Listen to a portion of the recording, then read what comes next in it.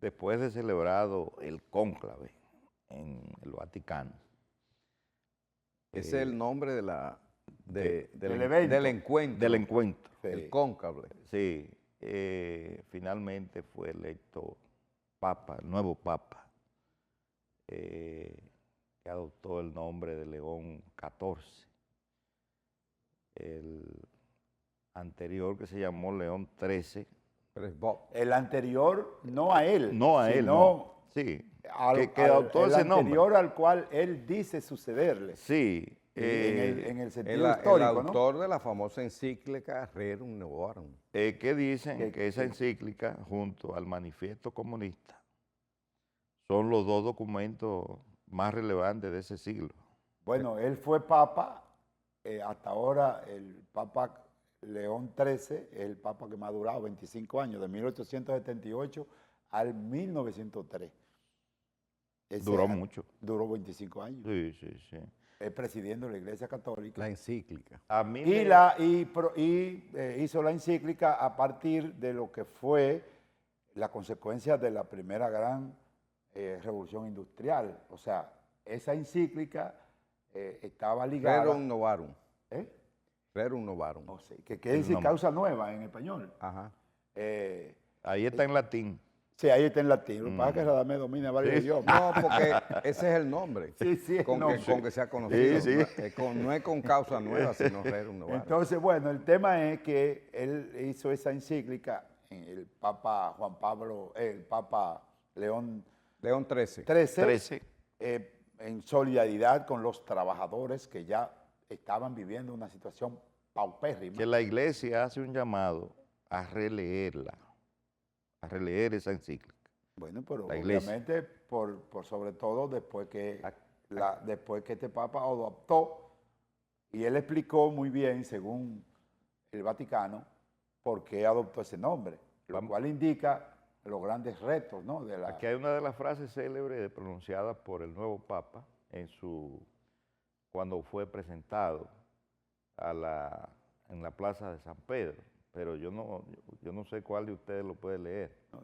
Pero el llamado de él amigos televidentes lo leen, es un llamado a la paz, a la unión, a la concordia. La palabra más usada vamos a llamar en la toma de posesión del Papa o en la presentación del Papa, inmediatamente terminó el cónclave, fue paz. Paz. Fue la palabra más usada. Clave, sí, más usada. Hay que decir que este Papa de verdad que tiene una historia muy interesante, muy interesante. Hay que decir también que él viene de lo agustiniano. Sí, de la orden. ¿Quiénes son los agustinianos? Porque hay que decir eso. Explícale, porque tú estás como todo un profesor hoy. Los agustinianos vienen de una congregación que fundó San Agustín de Hipona. Hipona, él era el obispo de Hipona. Hipona es una ciudad que está en Argelia ahora, que está en África, por allá por Marruecos, donde está... Que era una colonia en esa época. Una colonia. San Agustín de Hipona, uno de los grandes pensadores de la iglesia. Bueno, recuérdate que él primero tuvo una vida mundana, ¿no? San Agustín. O sea, para decirlo técnicamente, para no decirlo como es, una vida mundana, y recibió pues la bendición, dice él, y entonces él escribió 2 obras fundamentales. Dominó prácticamente del siglo IV hasta el siglo X la iglesia. Él conjuntamente con Santo Tomás de Aquino. Su pensamiento. El pensamiento lo escribió en 2 grandes obras. Confesiones, que es una autobiografía, donde él narra cómo fue su transformación. Y la ciudad de Dios, que son la ciudad de Dios, él divide el mundo en el mundo terrenal, el mundo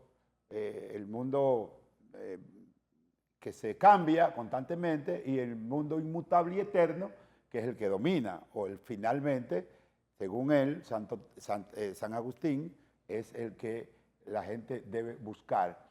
Hay que decir que tanto los agustinianos como los de Santo Tomás, que fueron que dominaron el panorama religioso del siglo IV hasta el siglo X. Famosa obra Suma Teológica. Bueno, ese fue el que escribió la Suma Teológica, que no la llegó a concluir. algunas tesis. Esa tesis, Santo Tomás. Santo Tomás, Santo Tomás. ellos tenían visiones distintas. En el caso de San Agustín,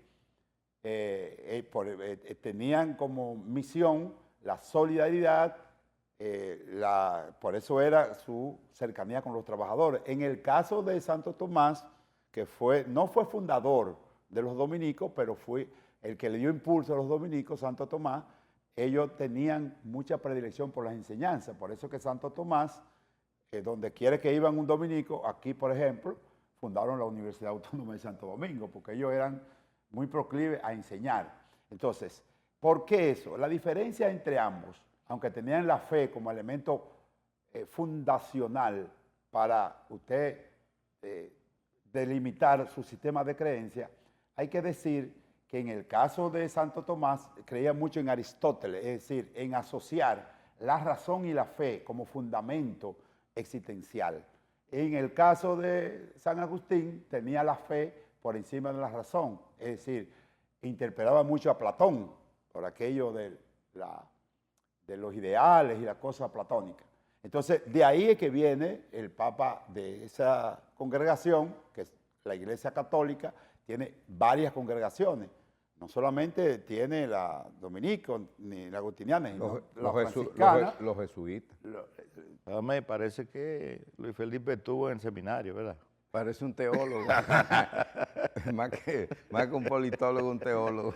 Pero es muy importante lo que le está explicando, Sí. que ayuda a entender el contexto, ¿no? Y lo que significa la elección de este nuevo Papa. Solo quiero agregar, después de esa excelente intervención de Luis Felipe Taveras Mercedes, un elemento, sí, es muy importante la elección de este Papa. Yo creo que es un contrapeso fundamental. En un momento en que lo que estamos viendo es un desborde de todas estas fuerzas autoritarias. A mí no me gustan los calificativos de derecha e izquierda.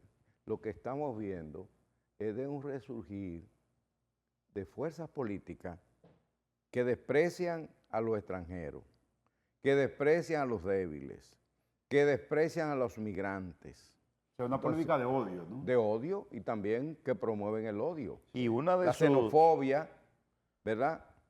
Entonces, eso que está haciendo Trump con los migrantes, tratando de criminalizar a los migrantes, como si los migrantes fueran delincuentes, terroristas. Los inmigrantes son seres humanos. ¿Dónde vivían los seres humanos, los primeros habitantes de este planeta? Vivían en los árboles. ¿Y cómo eran? Nómadas, vivían trasladándose de un sitio a otro. Sin pensar que la migración está en la casa de él, porque la esposa de él es extranjera. Bien. No es americana. Pero los norteamericanos, o sea, la sociedad norteamericana, el país norteamericano, fue fundado por inmigrantes. Claro. Entonces es muy importante que surja un papa que sea un contrapeso a todas esas corrientes autoritarias, xenofóbicas que promueven el odio en el mundo y ahora encabezada por Trump.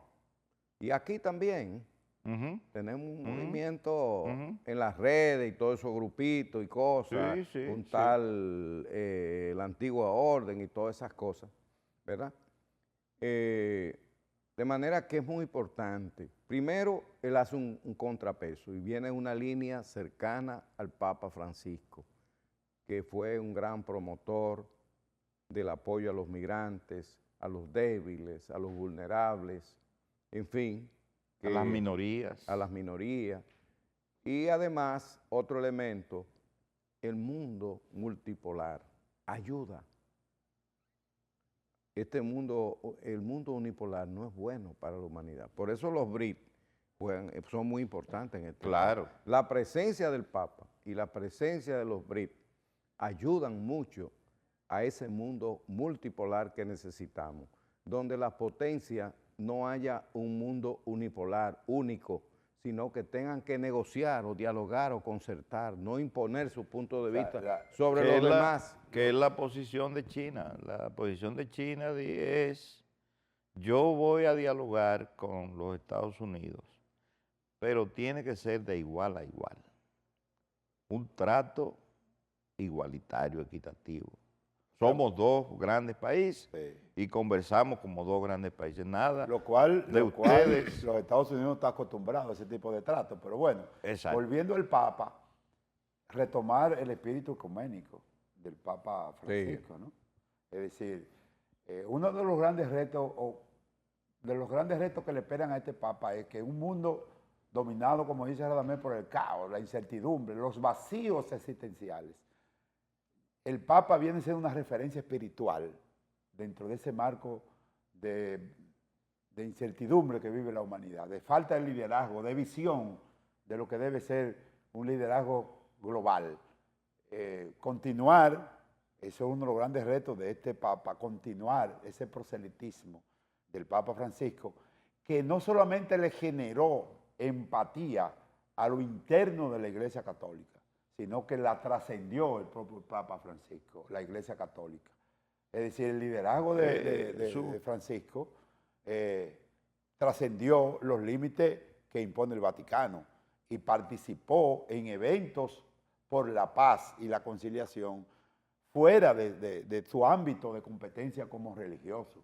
Participó en Colombia en lo que tiene que ver con la ayuda pro paz, participó, bueno, en múltiples, incluso hasta se dice que participó en actividades propias de búsqueda de paz entre Ucrania y Rusia. Es decir, fue un elemento importante. Ese es un gran reto de este Papa. Y otro gran reto para yo concluir mi participación en este tema es, y él lo expuso ahí en las primeras palabras, son los desafíos que tiene la Iglesia con relación a la inteligencia artificial y un mundo posmoderno. Es decir, un mundo donde predomina la posverdad, que pone en entredicho la fe y el espíritu de concertación y de conciliación que tradicionalmente la Iglesia le imprime a sus actividades. Vamos a la pausa.